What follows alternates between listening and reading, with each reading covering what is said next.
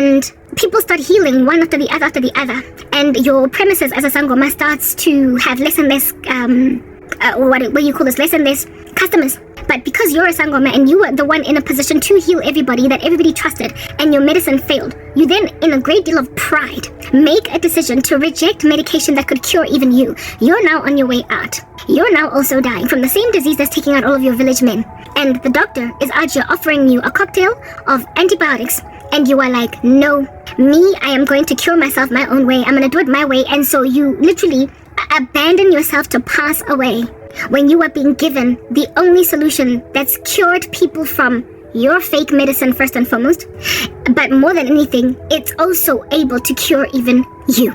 That's what is going on here in my channels. It is a whole bizarre exodus out of my subscribers, where I am delivering the potent deliverance of God, of my person, from years of suffering, persecution at the hands of wicked men and women who are coming to discover that I was never under their spells, just under a test the whole time. And because their witchcraft is busy hitting brick walls and bouncing back, sliding off skin like oil, instead of repent, because my God has been proven surely as true, they are leaving. Yeah, they are leaving. The loss of subscribers that I have endured the past month or two in my closed YouTube channel, in the sense that I'm not gaining new subscribers. I've been blocked. I explained to you what's going on, right? In that there is something that has been done at YouTube that took away, never mind my advanced features, but they've made sure that the only people that can see my content are my subscribers. The only ones that can see me are my subscribers. My stuff is not getting recommended to anybody new. The only way that I would ever get seen by anybody new on the outside is if one of my subscribers shared my video on their platform and it got seen from there, or if people search me and miraculously find my content. But in terms of recommendation by the algorithm, that's not happening. It is a manipulation, a physical act of sabotage by YouTube, by Facebook, by TikTok, by Instagram. That's what they've done. They've made it such that only those who follow me are the only ones who can see me. That's the kind of sabotage. The only place where I'm growing is X or Twitter. So with that being a thing, I can only ever experience a net loss of subscribers instead of a net gain. I used to think that the subscribers that were leaving me because they were watching me die and they didn't want to have to watch a woman die. Well, recently I've been uploading my breakthrough and my deliverance from the clutch of said death as that, and they're still leaving. So, okie dokie, I'm back after charging my phone. Yes, that's what I was talking about earlier, right? Yes, they leave. Guys, they leave. Like I told you guys, the kinds of blockages that are chilling on my YouTube channel, and the biggest blockage has happened as a result of a saboteur of sorts. And this saboteur is an individual that has got a messianic complex where I am concerned. Like I told you, these people, these cabelos and these kineles, sometimes they know you in that they are friends, family members, colleagues, etc., etc. But sometimes they do this over complete strangers. And the one that has wreaked havoc in my life, go YouTube to essentially block me from not just the person who has pulled in a favor across social media platforms where I'm concerned, paid a hefty amount of money, bribery, to somebody chilling at YouTube. I don't know this person. I do not know them. I've never met them. They're not anyone of interest to me. But like I told you, these people, they come out of nowhere. Sometimes it's not always family members or cousins or whatever, or friends. Sometimes it's strangers that are just opportunely at the right place at the right time, there to help your agenda along. And you will ask yourself, guys, how did you know about my case? How did they love to be congratulated, heralded, appreciated, thanked. They love to have people sing praises to them, upload on their social media platforms just how grateful they are to Sir Who, Banbani brothers, Banbani Ebatum, sisters Banbani. They love to be messianic, and they also adore the ones that are all up in micro. Like I told you, they're professing Christians, so they love to get praised in a Christian capacity. They love to call themselves, or to hear people calling them, God sent. They adore to be placed in a position to be the individual that ultimately harnesses a Christian out from some rat that Christian was in. They want to be Joseph's Pharaoh. They want to be Esther in the story of Mordecai, Purim. Alright? They want to be Darius to bring out Daniel, or to meet Daniel. at the lion's den, the level of interruptions that I'm enduring, I can't deal. They want to be Darius, that ultimately meets Daniel at the lion's den. They necessarily invest in their presence at the opportune time in front of a saint of the living God, or in the life of a saint of a living God. They tend to want to rock up and be the big fat chunky breakthrough. A couple of weeks, or no, not weeks, it was months, maybe like 2 or 3 months ago, before everything went dead still, dead quiet on my YouTube channel, you will, okay, maybe not, look, hey y'all, I'm not even talking to a normal audience right now, okay? So I'm having a hard time shuffling my way around words so as to address the elephant in the room. However, also taking into consideration that ultimately my content will get perused by people, so I've got to be balanced in the way that I chat. I know that I'm not talking to anybody with, no, largely I'm not speaking to anybody with sober ears. I'm speaking to people that don't make sense, right? But by the time some people see this, it'll literally be months from today, okay? Alright, how can I say this?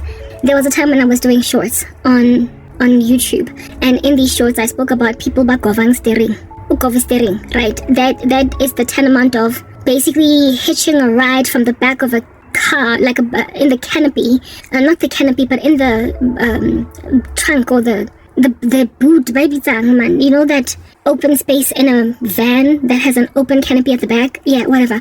When kids at the street corner decides to like jump into that while a car is moving in order to hitch a ride or catch a ride from one robot to another. Yeah, something of that nature. And it's kind of dangerous. They literally do it on moving vehicles, and by the time the driver notices, or not so much even by the time the driver notices, by the time the driver stops, these kids have already gotten like a good 500 meters in, a good kilometer in.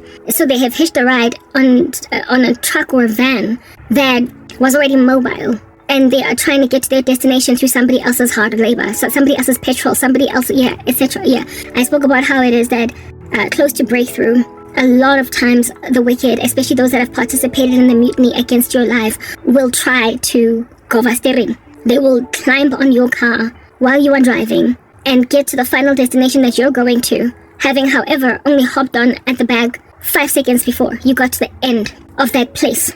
And then they will try to ride that wave. They will attempt to make it appear as if though they were there all along. They will try to make it appear as if though they were the God sent. Literally, they will make themselves Joseph's Pharaoh. They will make themselves Nebuchadnezzar to Daniel after getting out of the fire, to Shadrach, Meshach, and Abednego. Sorry, they will make themselves the people that were put in the position. They will make themselves the people that were put in a position to set God's people free for such a time as this. They will make themselves the breakthrough. And they are literally, like, it's just like clockwork, counterfeit messiahs that rock up so close to your breakthrough. You will have done the time. You will have flattened yourselves on the ground to come up for air. For years you will have been waiting for God, enduring evil patiently, not growing weary of doing good, being renewed in your strength like eagles, mounting up with wings like eagles, running and not fainting, walking and not growing weary.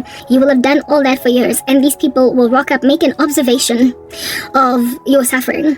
And never mind the observation of your suffering, but the very potential for you, like the what looks like could be you coming around, right? And they will ride that wave.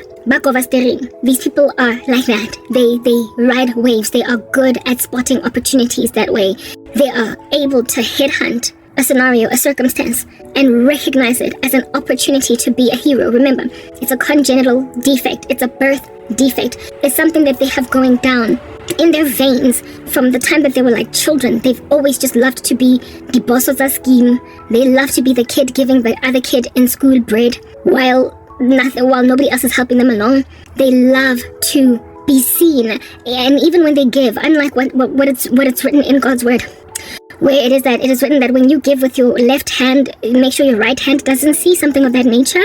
When you pray in secret, and your Father who's in heaven will reward you openly, etc. These people love open praise. They absolutely adore open praise. So when they help you, it must be overt. It must be clear that they're the ones that came through for you. So they headhunt a circumstance. If somebody stands to be harnessed out of a dangerous situation without anybody seeing that they are there for the photo op, to take if there are no cameras rolling. If there are no cameras rolling, they're not going to help you. There must be cameras rolling, and you must also be in a position to give a testimony that this is the person that helped me along. And if you aren't there to say that, they will likely just walk right by you. It's got to be recorded. I was watching the what do you call this? The documentary covering the horrific feats of TB Joshua, right? The BBC documentary that was done. I was literally like 10 hours too late. I was 7 months too late. I came to the party late concerning that documentary, but I watched it just the other day, 7 months later. And among the people that were commenting on the stuff, on the works of TB Joshua, they made mention of the fact that the guy, there always had to be cameras, like everywhere. Even with the building collapse, where those 80-something South Africans were killed, you will remember that very tragic story. Even with the building collapse that killed a whole bunch of South Africans, the majority of the people that died were South African, and then other people from other nationalities. That building that collapsed, apparently TB Joshua was out here when they were busy essentially doing what would appear to be rescue effort type work. The cameras had to be rolling. Like, they had to be like, people were trapped under rubble. People were hurting. People were wondering what's going on with their family members, and they insisted on bringing out cameras before they could do anything, before they could help, before they could salvage, before they could rescue. And also the cameras that were rolling, they could only see, they ascertained that they could only see people that were alive, right? The people who got taken out of that rubble, still breathing, still alive, still intact, they were the only ones recorded.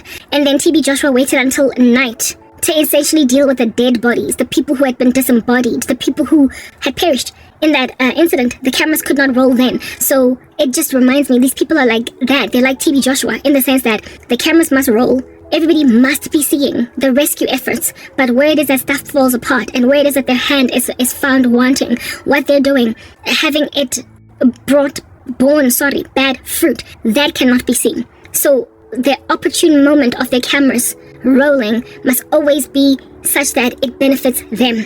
As a result, they are prepared to slide under the carpet people that are canaries singing on a rooftop about the indiscretions of these people.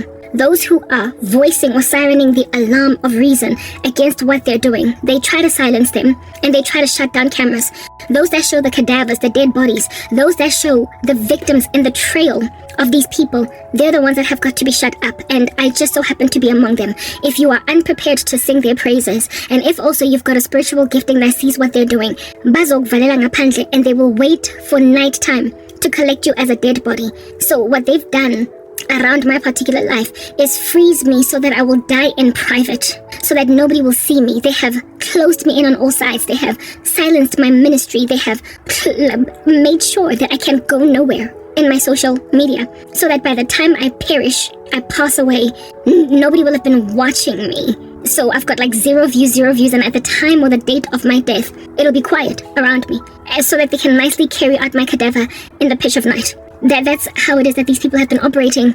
So let it be comprehended, therefore, that the delivery of people, in spite of them being buried alive by these people, abantu that come out without their help, people that survive escape without their assistance, they walk away from. Like they like I told you guys that my channel, like, it's closed in on all sides. I've been getting unsubscribers, right? People that I can gain no new subscribers. That can't happen. Like, well, it's not impossible for me to gain new subscribers, but it would come by a miracle. I would have to have somebody actively searching for my content, find it, listen to it, and then subscribe. That's how I can gain a subscriber. Or somebody who is my present subscriber, sharing my content, other people from outside then watching me, and then deciding to subscribe to me. But the chances of that happening with such a small audience is very low. The subscriber to watch ratio on YouTube tends to hover in the single digits, okay? The number of percentage of subscribers that watch a video every time it is uploaded of the person that they follow is negligible, all right? The majority of viewers of YouTube videos, it is like a whole known statistic. The majority of people who watch YouTube videos from beginning to end that enjoy the content don't like and they don't subscribe, right? So if at all, you take away YouTube's recommendation to the world out there. You take away a person's views altogether. So subscribers are these, species of human beings that will subscribe to you because they liked something you said once, and then they will literally forget about you for 2 months 2 years, not watch any video of yours ever again. Every so often you will get that one subscriber that watches every last one of your videos. But largely subscribers can totally forget about you.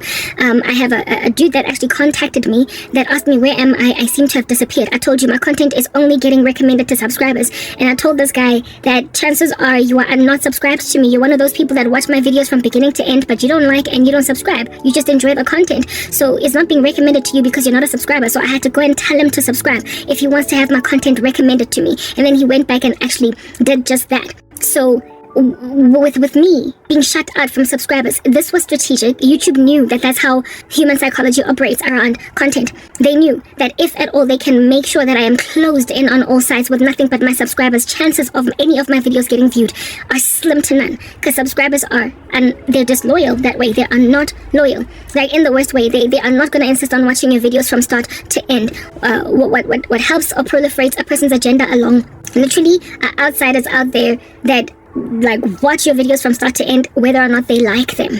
Yeah, they could actually be really edified by your work, but not make it clear that that's like a whole thing. By actively liking, by actively sharing, by actively subscribing. That's how the stuff on social media works. So when you get subscribers, feel blessed, feel highly favored, because largely the majority of people that watch your videos are just gonna walk right by without acknowledging that they were hit in any way by them. Okay. Therefore, the likelihood of my subscribers watching any video that I upload with this closed loop is very low. That's why I'm getting 0 reviews. So the people who are watching me right now are those that are actively making a decision, an intentional one, to surveil me. They are monitoring me. They have a vested interest in what's going on in my case. There are a bunch of TB Joshuas and those who work for him. People that wanted the praise, did not get it, are irritated by the fact that I'm not prepared to give them acknowledgement for my rescue. They've wanted to rescue me, and then they closed me in on all sides, making sure that no one but them looks at me. So this work that I'm doing, like when I'm talking here, I'm speaking to just them. I'm speaking to people that I am aware are watching me, but they are making sure nobody else is watching me. And the only reason I continue to come here and speak at all is because the Lord has shown me that at some point my content will get watched. At some point, people are going to get off my chest. At some point, my videos are going to be left to grow. At some point, people are going to view these videos, but I don't know when, right? I guess the only way then that I can speak to, that I can ascertain or hope that happens, is perhaps maybe because God intends to use me to reach these people for sense to leave me go. They do not like it when people get delivered from them in spite of them. They are powerful, right? They tend to pull these strings. They're involved in dark arts. They're involved in black magic and what have you. And when they make an observation of a person escaping them anyway, they leave. They have this cowardly thing that they do. And that's why I'm saying I'm trying to reach them for Christ, because there is a burden in me concerning them, in the sense that, look, a miracle on Mount Carmel has been performed here in front of you. Like, there is, the lighting, Lana, is just really defying me, like in the worst way. A miracle has been performed on Mount Carmel. Hey, Crancat, how about you walk over there and switch on the light in a corner? Oh.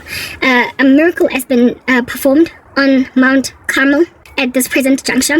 Okay, they have chosen rather to kill Elijah instead of rescue Elijah. And I'm trying to appeal to the fact that, how under heaven are you letting yourself die? How is that even a thing? Why are you allowing yourselves to capitulate to a pride so exquisite, so as to ignore a God that has shown you that this is not going to end well for you? They cannot stand people who survive them to a point where they are prepared to literally abandon Thwart, abandon their big heinous missions to destroy something that they know they can't destroy. But instead of repenting, they just disappear.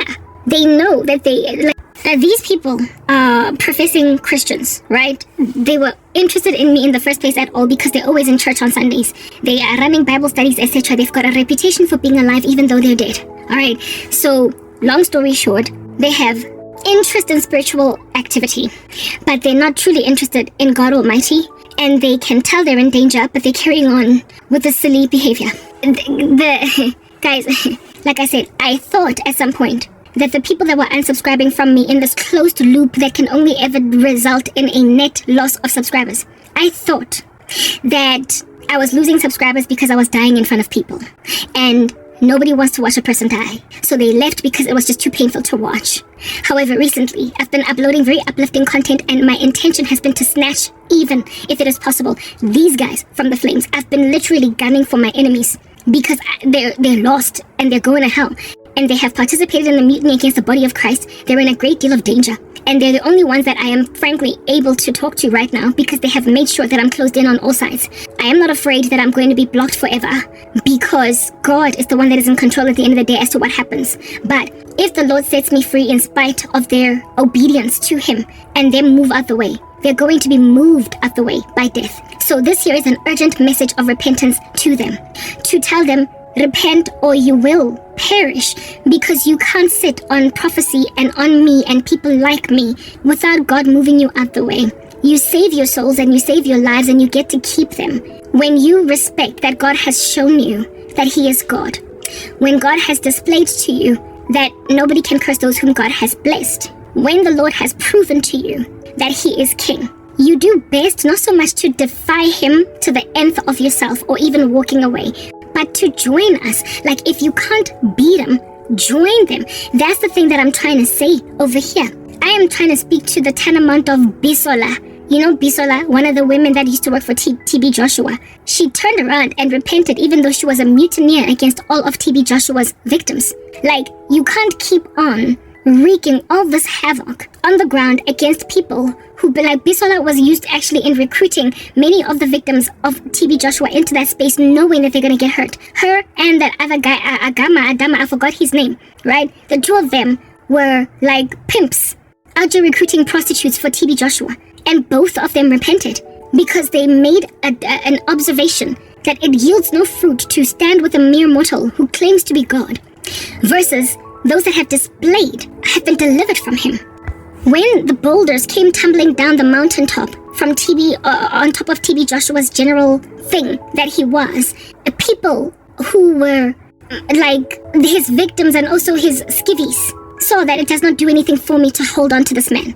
Like when the Lord brings low the structures that you have trusted all this time, why in pride are you holding on to what little fragment of reputation remains when you are facing eternal condemnation? That's the thing that I'm talking about right now. Whoever is walking away from me on YouTube, I initially thought it was subscribers that was scared to watch me die, and maybe it could be.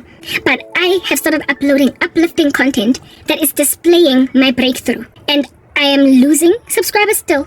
People are still leaving me. Why are they leaving? It's the way that these people are. Bajwalo. Do you understand? Bakam, they would rather, like, they've got a whole, I'd rather die than admit the truth.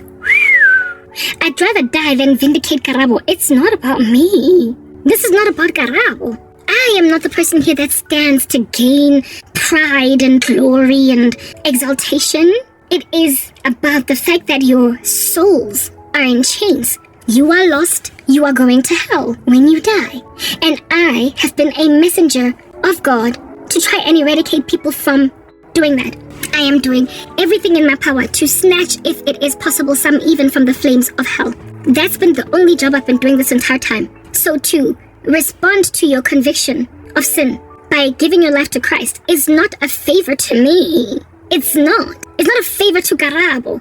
You're making this about human beings, and that's why you're in danger.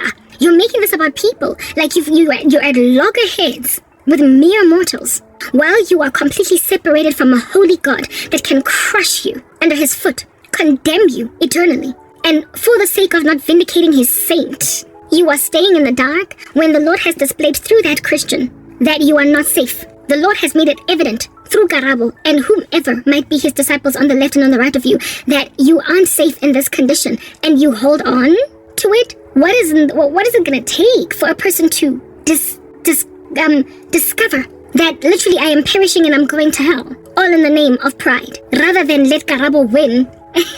It's not about me winning. At the end of the day, I've already won.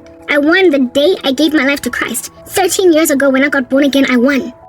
The defeat on the human race is that which sends them to hell, even when they've got an option out through Christ. I already won. And as soon as I joined the winning team, I went to work to try and get more people on the winning team. So everybody that is doing everything in their power to not allow a Christian to gain their day in court You are fighting a mere mortal, and that's how the devil wants you to stay.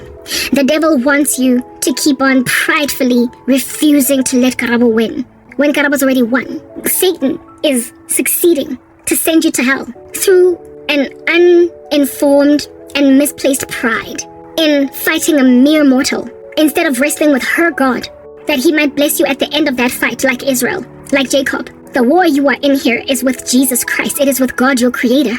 It is not with his servants.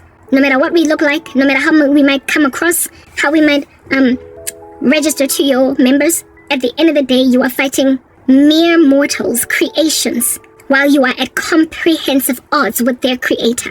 That's what I'm getting at right now. You're fighting Jesus Christ because you are at war with Abel as Cain. You can't stand his servants that are doing better by their souls because you are still at odds with God. You are condemned already. And you are facing an especially exquisitely hot hellfire because you were close to the light and yet rejected it. What is going on over here is the condemnation of souls, while they are latching onto a pride concerning people that they don't want to let go, because over my dead body before I will leave Karabo to thrive. It's not about me. It's never been about me. It's been about your lost state and Satan keeping you condemned, and God trying to snatch you out, even through that very Karabo. Here it is that you have made me rap on and on and on and on in a ministry, for crying out loud, that is going absolutely nowhere online, that you might be opened the eyes of to recognize that, frankly, I will still be proliferated in spite of you, but the fact that God has kept me chained under your sabotage and strings that you pulled is for your sake, because the moment he sets me free in spite of you, that's when you get thrown out the way, kicked out the way, shoved out the way, and when you get shoved out the way, you die. When you get shoved out the way, you die, but when you walk out the way, you get to save your lives. I am literally warning you to do better by your own souls. You don't want to just go to hell for mahala. For what? When God proved to you that he is God. He delivered me.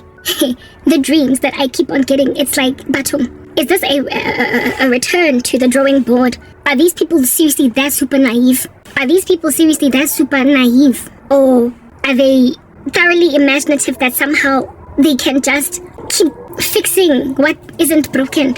Yes, guys. Bottom line is there is an exodus. It's not a mass exodus, not yet. I don't know if it's going to result in a mass exodus. I don't know if I'll ever get to a point where I've got like half the subscriber numbers that I have. But why did these people even subscribe to me in the first place? I've got enemies that aren't subscribed because they indeed have it in for me. Mara, they keep watching my content. They keep on clicking on my videos, like people from my old life, former colleagues, etc. They would never ever grace me with a subscription. They would never ever go out of their way to click subscribe. So if at all you have clicked subscribed on any of my channels, you are a person that at some point was a professing Christian. You are exactly like not Gidi Boni, but Gineilwe. You are exactly Gineilwe, and you are also exactly Gabelo. You are a person that, I want to go use the bathroom because there's just all this strange activity going on outside that's causing me a great deal of disquiet. Yeah, okay, I have to use the bathroom again. Yeah, you are Gabelo or Gineilwe, the kind of person that are happy to be there for someone that is really going through a lot. Like, someone that is just suffering. Like, their life sucks. Like, everything is falling apart. They're getting a divorce. Their job, nothing is working out over there.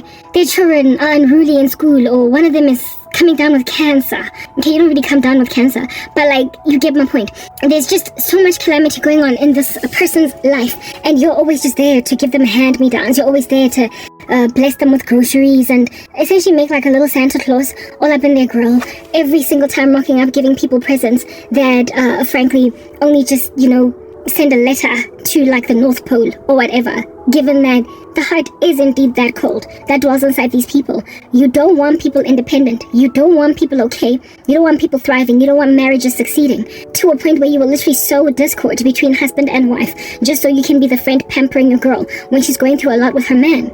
That's these people. So therefore, they will subscribe to your channel on YouTube.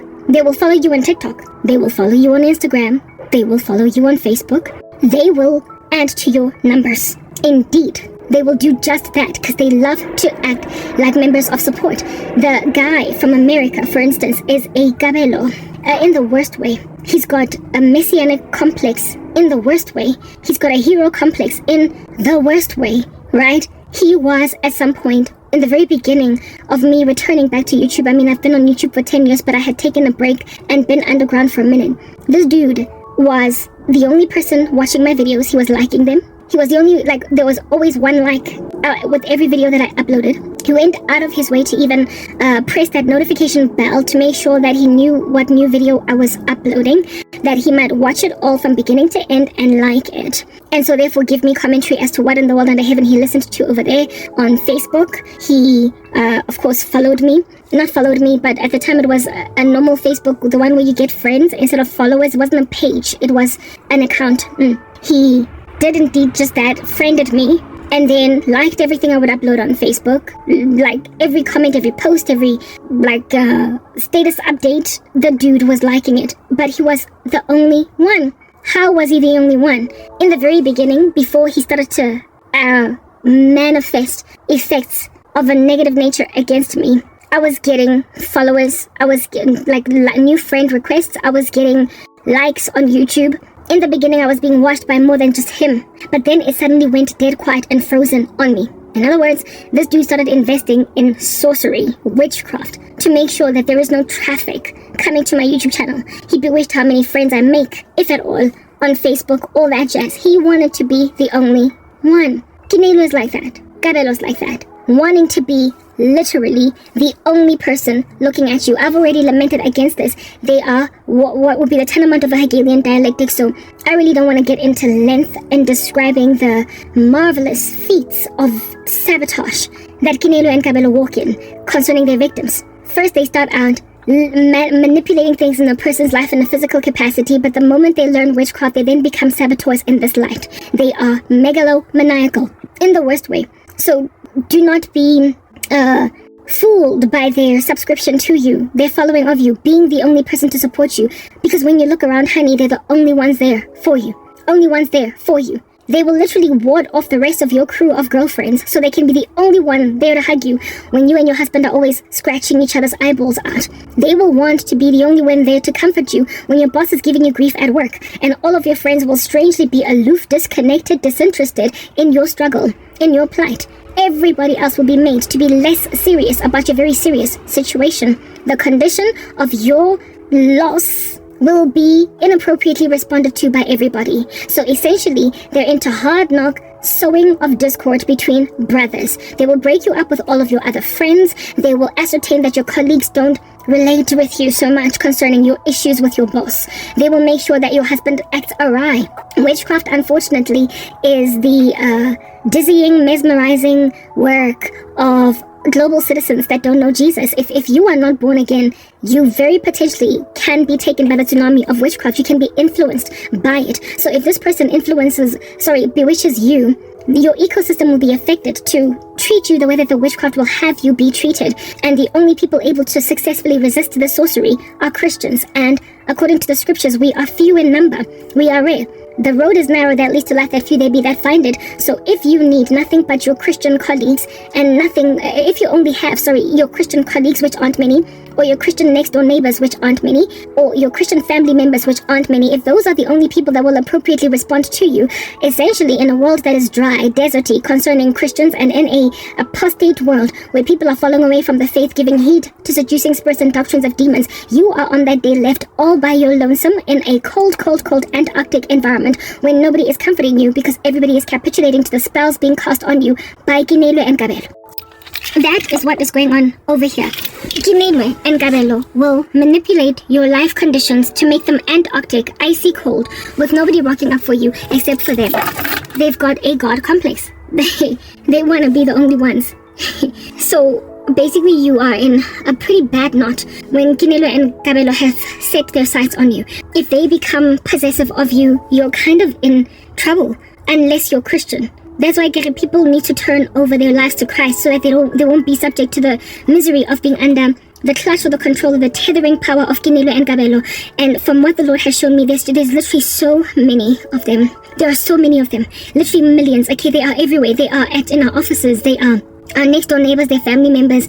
They are married to some of us. They are parents to some of us. They are, hey guys, like narcissistic people that are super possessive of people, and they are coercive, and they also teach themselves witchcraft. And upon teaching themselves sorcery, they will then tether you spiritually and will make your life a living nightmare by causing a global citizenship around you to ignore you. They will cause the world around you to ignore you. The world of which is basically just taken by a trance. This documentary at TB Joshua, it's like I saw my life unfolding in that documentary, but from the vantage point where I'm the victim, right? I'm the victim. Like, TB Joshua had a daughter that he treated like trash. She was a child out of wedlock, right? Born to him, and he wanted to hide this kid. And this daughter of TB Joshua was the only person in this whole circle of insanity, right, that was not under the spells of TB Joshua. So there was this dude that TB Joshua used to work with at the mountains or whatever. Like, there was a mountain that he used to go to where he would do rituals, spells, essentially. It was like a witchcraft mountain, okay? And there he had the photographs of every last one of his disciples, these women and men that were at his mercy, especially the women, the girls that he was manipulating spiritually and also sexually harassing. Yeah, he had photographs of them that he had put in some kind of a shrine, and he was controlling their minds, right? They were under, essentially, his spells.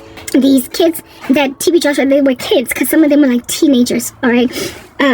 These kids, but TB Joshua, they were not TB Joshua's kids. He separated them from family, from friends. He made sure that they could not contact anybody. Like, Papa, the way that these people work is exactly like that. They will separate you from family, they will separate you from friends, and then they will put you in a trance, a spell.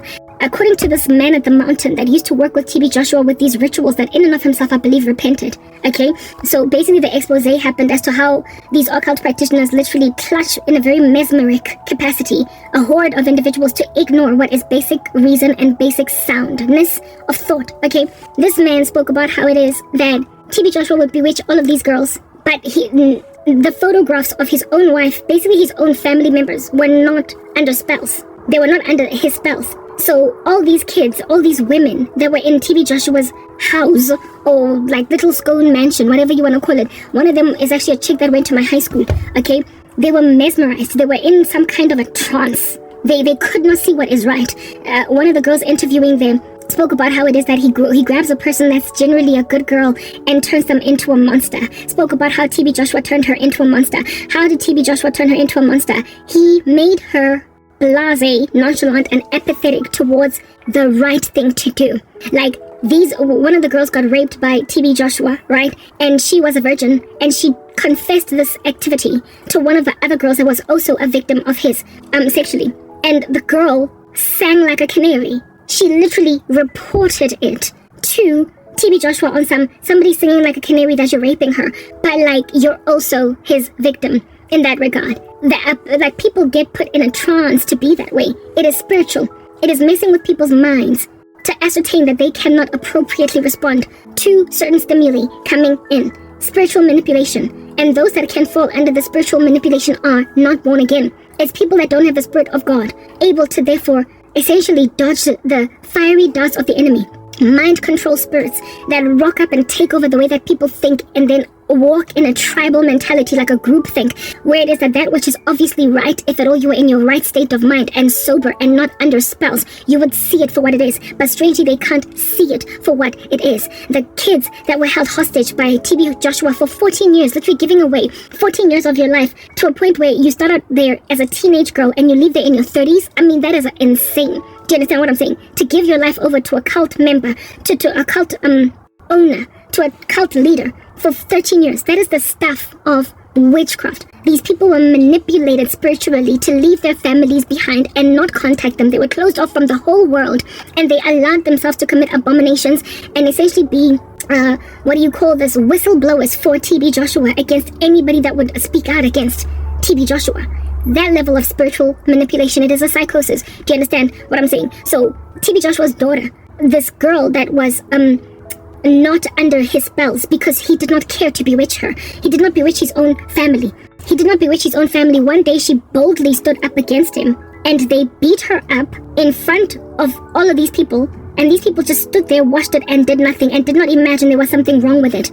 mindless drones like the walking dead, literally creating a frenzy, a psychosis inside people, where it is that they will blatantly and flagrantly and overtly ignore that which historically they never would have ignored, and then snap out of it eventually somewhere in the future because the spell lifts or God delivers them or whatever, and then they realize that, how in the world did I think that rape was okay, first and foremost, and secondly, how in the world did I watch heinous atrocities be committed against people in my presence and me not do anything about it? How did I not appropriately respond?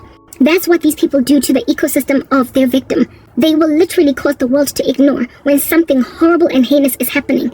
They will make mindless drones out of people using spells. It's potent sorcery. That's why people need to give their lives to Christ, that they might not fall under the tsunami of inappropriately reacting to external stimuli.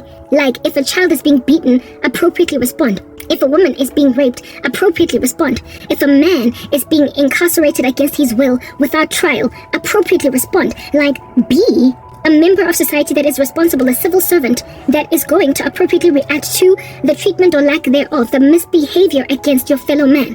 We ought to have one another's backs like that, but these men and women manipulate, mind control literally people around their victims to ignore. It's like a whole thing. So what's happening to my life is essentially the work of the kinds of cults that are operating in mega churches by sorcerer pastors, sorcerer preachers, men of the cloth that aren't really of God, that get demonic powers from sangomas like Nana Kwaku Bonsami. They frenzy a church, they mesmerize a church to ignore that which church folk are not to ignore.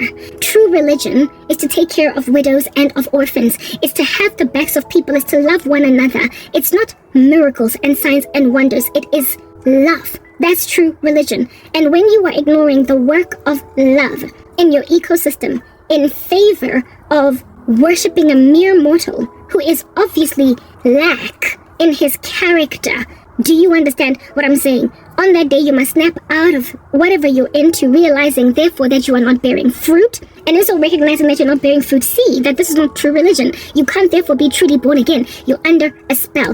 It took 20 years to get TB Joshua on his knees. It took it 20 years to basically get his empire exposed and unraveled. It hasn't fallen apart, because there are still those who are happy to gather for themselves.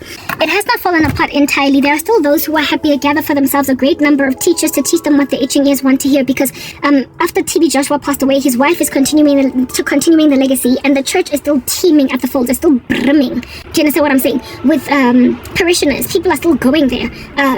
So he has prospered to proliferate a baton of satanic worship in a church, frenzying and mesmerizing a whole bunch of people. There likely are still a whole bunch of rituals happening there. People have just continued on in that legacy, and he's got a whole bunch of advocates willing to basically stand up for him, like Prophet Lovi. You know, I mean, in and of himself, he's a little sorcerer pastor. So of course, there will still be people. I mean, wheat will grow among tares. That's like a whole thing. The Bible did make it clear that Labantu are going to start stuff and people are going to proliferate it until the very end of the end of the end. But TB Joshua as a man was already facing comeuppance. Like, as a man, TB Joshua was done for. He died only a couple of days, according to that BBC documentary, after the first interviews were done. He was going to get exposed while alive, but then God took him before then. The Lord sent him to the end of his life before then. He passed away, and I do believe that likely God killed TB Joshua before that documentary could be released, because if at all God did not end his life, that man was going to fight for his fake earth reputation to a point of endangering the lives of all the people who came and spoke out against him. So God killed him to make sure that those women and men who spoke out are safe, and also that those women and men would come forward and speak. Some of them, I do believe, likely came forward precisely because the man died. Otherwise he would not have come out. So that expose that was indeed, I believe, spearheaded by God, to be done literally by the secular man on the street, that it might be evident that these people are destructive to a global citizenship, that have a vested interest in having it be eradicated, whether or not they're religious.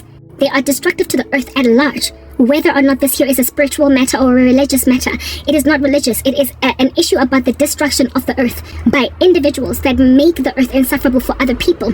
When you mind control people using spells, for crying out loud, you have got to be exposed on a global scale, never mind with it having religious nuances to it. So it had to be a secular body like the BBC, that it might be clear that these here are destroyers of the world, and not so much just religious fanatics or freaks and just into Bible speak.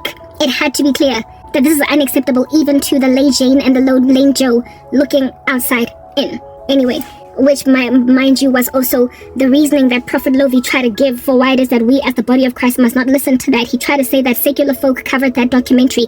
It is especially powerful precisely because it was secular folk that covered it. It evidences that you are tarnishing the name of Jesus Christ to the Lady Jane and the Lady Joe, to the Lady Jane and the Lady Joe on the street, who, mind you, God died for. The Lord died for the secular man that he might desecularize him, unsecularize him. The Lord died for the lost. God did not come to heal the patched up. He came here to cover the wounds and salvage those who were lost. He came here to heal the sick. He did not come to tend to the healthy. He came to heal the sick. So the sick within the secular space are who God is gunning for.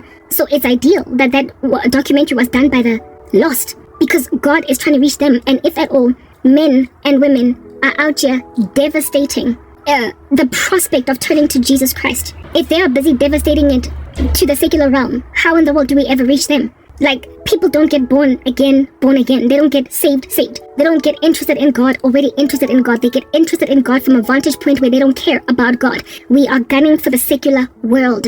And if the secular world thinks that about what's going on inside the church, it says that we are messing with the face of God and his mission on earth to gather for himself a people for his own possession, to rescue the lost for Jesus Christ. If secular news media can have that to say about what's going on in the apparent church, it says that people are blaspheming the name of God and reviling it and making him look bad because they are making him look like what under heaven it is that TB Joshua looks like, and that's not what's going on. Thankfully, however, that became clear in that documentary. These people are exactly just like TB Joshua. They mess with the minds of everybody encircling victims. TB Joshua's daughter was not under the spells of TB Joshua, and she spoke out, and the woman found herself literally homeless on the street because of speaking out, but not first before being abused, beaten, and incarcerated for months on end, fed meager portions of bread and water, I would imagine, until ultimately she was just left outside of the church to fend for herself on the streets of Nigeria for dead. She was left for dead. That young woman, can you see what I'm saying? Yeah. But everybody else that watched her get persecuted like that for standing for what she imagined was the right thing, they did that because they were in a trance. So what you need to understand is that these men and women are powerful in ways that are unfathomable, unimaginable, and unacceptable, and they control society to ignore that which society, if they ignore it, it crumbles. Ignoring basic things like the protection of women and children, ignoring basic things like protecting the cognitive autonomy of people to think for themselves. When society comprehensively neglects the protection of such things as these, it falls apart. The literal world falls apart when these men are left to thrive. Kinelwe and Kabelo are like TB Joshua. They are like the skivvies of TB Joshua. They are people that want to control the world of people around them, that everybody might need them for rescuing. They make themselves little messiahs, okay? And my thing with that is, will you die like TB Joshua at the height of expose of your person, or will you rather make like Bisola and repent? Literally, there are two paths that a story being uncovered of cult members can go. You can either give your life to Christ because you got caught, or you can insist on being killed by God. Because if you don't get killed, your victims are not going to speak out. The expose on you is not going to go out. You can either be part of the documentary about the cult that controlled you until you controlled the world, or you can be the man that gets killed, because if you don't get moved out the way, no one will speak out.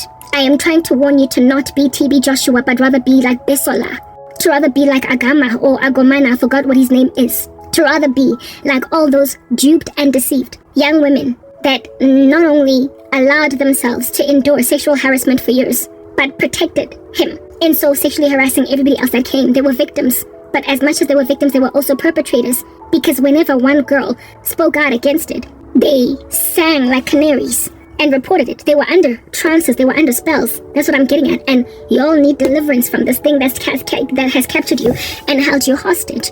There tends to be some kind of a head of a snake that needs to be cut. And you have been following it. Will you still stay in your big chunky cults while doing this to people? Will you still sow discord that much? Kiriboni, not Kiriboni, Kinelwe, Kabelo. The way that you are, you insist that people need you for everything. You make yourselves messiahs. And when your victims escape you anyway, you either try to neutralize them, kill them, and if they can't die, you ostracize the world from them. Look at what you've done to me. You've cooped me up. You've closed my ministry. Thank God I have a job now. I can go out there and see people. Do you understand what I'm saying? Yeah.